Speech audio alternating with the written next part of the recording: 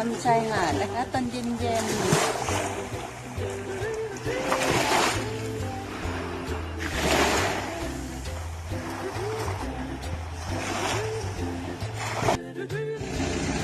ที่เกาะช้างนะคะเดินมาเที่ยวนะคะที่หาดยามเย็นนะคะเนี่ยลมเย็นๆไม่หนาวนะคะไม่หนาวเลยเราเดินออกมาเที่ยวนะคะก่อนอาหารเย็นนะคะออกกำลังกายเล็กๆน้อยๆตามชายหาดเราอยู่ฝั่งนู้นไกลๆหนูเห็นไหมต้นไม้สองต้นไม้ที่เนี่ย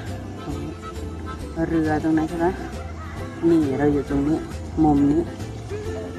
นี้นะคะเราอยู่มุมนี้ที่เป็นแหลมๆภูเขา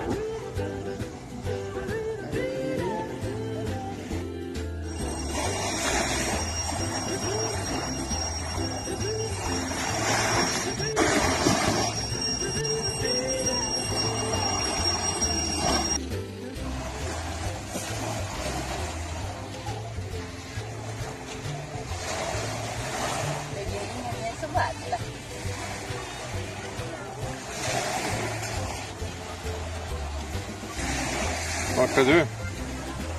Vad gör du? Jaha, vart är du? Holiday Vart är du?